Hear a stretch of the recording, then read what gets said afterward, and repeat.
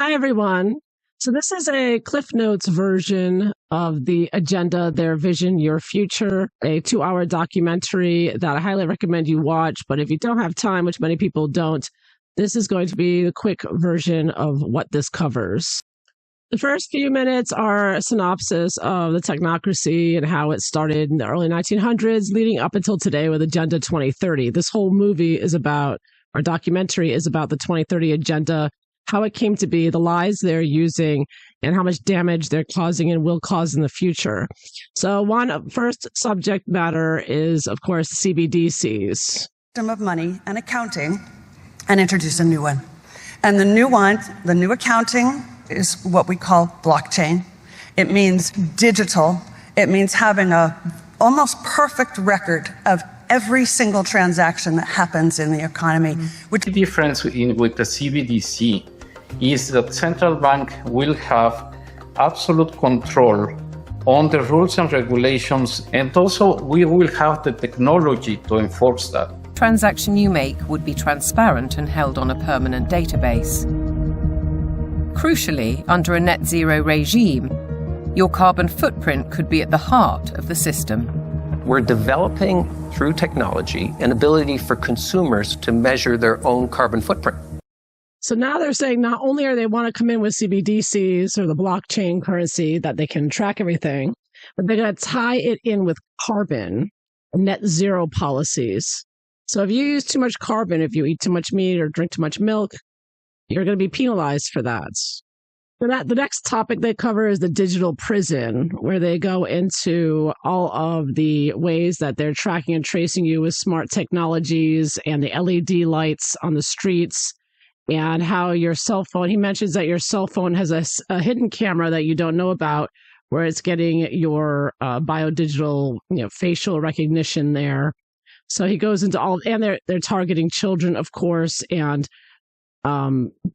predicting, using these, spying on them basically, and using this to determine and bet on who will be an engineer, who will be a school teacher, like figuring out your children's capabilities and their futures based on the algorithms and AI of their interactions with all the spying technology from all of these smart, things that we use, as well as the toys and the iPads and whatnot. And they're doing it already in schools, so it's already started. And of course, to enable all this together with the CBDCs and putting you in a prison, you have to have a centralized digital ID, or maybe a real ID. And of course, you all know the 15-minute cities are a part of the plan and surveilling everything. As an interesting little segment here, where he describes how these cameras that they have nowadays do a lot more than watch you. Tech companies are proud to tell us the possibilities are endless. We've developed the camera into a sensor. The camera does not only capture video, it can now start to count, measure, and detect. With deep learning capability, the camera is able to generate accurate and trustworthy data and send notifications in order to take action, all directly from the camera. So the basic idea is that not only are you watched, but the cameras know if you're, like, say, for example, carrying a knife or a gun or something, the cameras will immediately call the police on you. They'll know if you're doing something you're not supposed to be doing. So these cameras do a lot more than just watch you and identify who you are, and can deduct from your, bank accounts if you've been out after curfew. And they go into the master plan, which is, of course, Agenda 2030.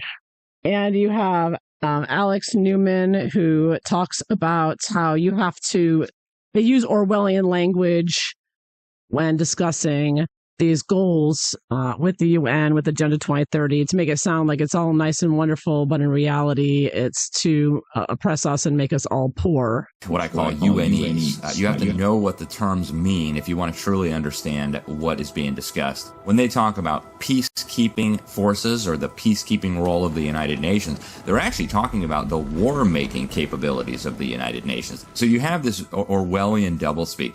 When they talk about transparency, more often than not, they're talking about eliminating your privacy. Human rights is another very, very good example. So they're saying, here's your rights, but by the way, they're not really rights. We can revoke them at any time. So they go into Agenda 21, how that was formed, and also into Agenda 2030 and explaining how they want to take all the resources. They have been able to tag Bill and Melinda Gates and the rest.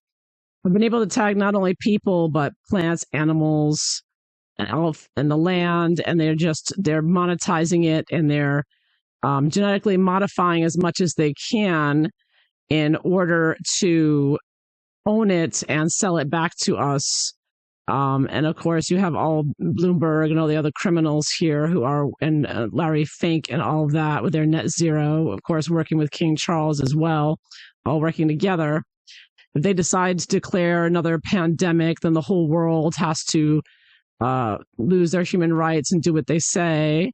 Now, the important part is they get into the climate change later on, where they talk to a scientist who's been studying this, experts here in climate change, and how it's all a lie.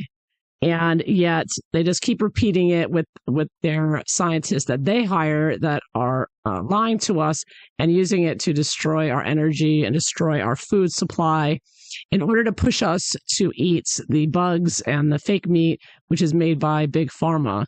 So they're saying from food to pharma, or from farms to pharma. Over the world. But is any of it true? I do not think there's a climate crisis, and I base that on all the evidence and the climate data sets that we build to answer questions just like that. We actually use satellites to monitor the global temperature, the true global temperature of the atmosphere. And we find there is a rise. It's about 1.5 degrees per century, which is certainly something that's manageable and the Earth has seen before. Compared to the 19th century, which was about the coolest century in the past 10,000 years, we're warmer. But we're about the same as we were 1,000 years ago, and certainly cooler than we were about 5,000 to 8,000 years ago. John Christie is a highly regarded climate scientist who developed the measurement of accurate temperature records using satellites. His evidence is critically inconvenient to the climate change industry. I'm not popular in most of the climate community, that's for sure, because much of the climate community depends on climate model results. Tens and hundreds of millions of dollars have gone into that industry of climate modeling, and I showed, well, you folks have failed. But yet they prop up the entire political 2017 came to work, and there were 7 bullet holes in our office suite. And so some people are pretty upset that the evidence that we build and show that can stand the test of time and can stand up to cross-examination is just not going along with their issues and their desires. So let's consider these statistics on the Earth's atmosphere. 78% is nitrogen, 21% oxygen, other gases make up less than 1%, and carbon dioxide accounts for a mere 0.04%, the majority of which is natural. Can man really be a problem? Roy Spencer and I are going on the assumption that all the warming that you see is due to carbon dioxide emissions. And so we find that that's a pretty modest warming. But see, that's a big assumption. Mother Nature is able to warm up the planet without extra CO2. And so we are just saying the worst case scenario is this warming of about 1.5 degrees. And that's certainly not a catastrophe at all. On the contrary, carbon dioxide is vital for the world's survival. So that, I think, are the 2 most important points. CO2 is not a problem. Climate change is not a problem. It's all made up. They're lying. They're lying and lying. And then they go into all the disasters, all of what they're doing to us based on these lies. And it started from this Club of Rome guy, Morris Strong, who started it all. He's the one that started the lie of climate change and then started the Agenda 21 meeting in Brazil. And also this is another climate change lying place, the UN IPCC, who lie about their so-called climate change. And based on these lies, they are destroying our farms. they're destroying our energy, claiming that we have to put up windmills, we have to put up solar panels, we have to get to net zero. It's so important because that carbon that we do nothing to cause any change in the Earth's atmosphere with that.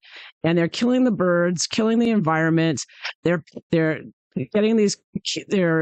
brainwashing young people into thinking there's a problem when there's not. And so they're causing all with these lies from the UN, from the Club of Rome, from World Economic Forum, Davos, the whole same group, Bloomberg, and all the rest of them, all the globalists doing this. So they're destroying the environment, killing the birds, the oceans, putting these in there. They're going to be putting up more in the UK.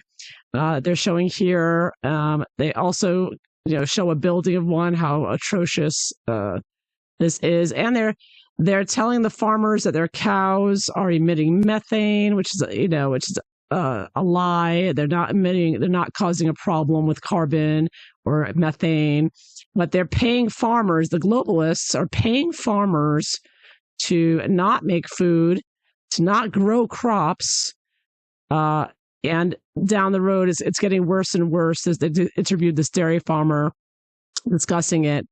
And there's a food shortage, and it's purposeful. And the reason for the food shortage is to force everyone to eat the fake meat made of cancer cells from Bill Gates.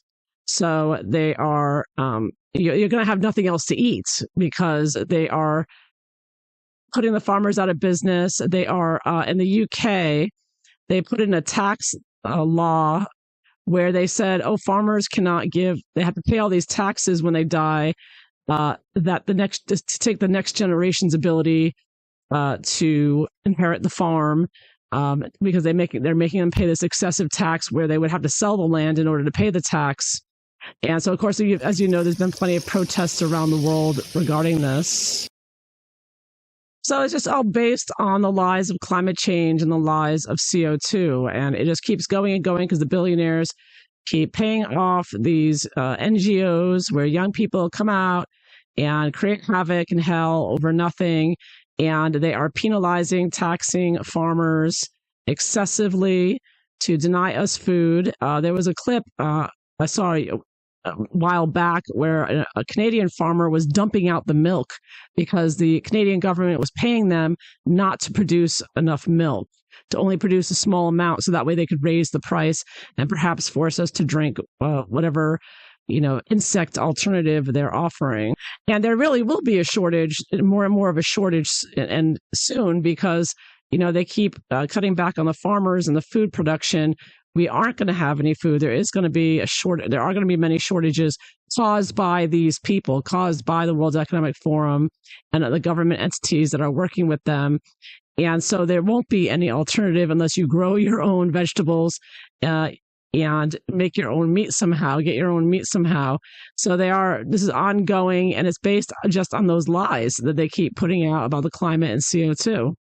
And the very last part of this documentary, they go through the narrative control with the public relations and how they've been training the media people in the news to portray everything as being such a climate. When you've seen the pictures of where they say, it's, a certain number of degrees out, it's a heat wave, when a year before they had the same number of degrees and it was not considered a heat wave. So they're ramping up with the public relations, with the PR narrative. Yeah, and they do have 2030 as their goal. And by 2050, I believe they want to resettle 50% of the earth to wildlands and put everybody in their 15-minute cities. This is ongoing, and it's on track. And they are grooming the next generations to actually believe their lies. It's in the school systems. And unqualified acceptance of climate change, the wonders of vaccines, GM foods, and very few counter-arguments were presented.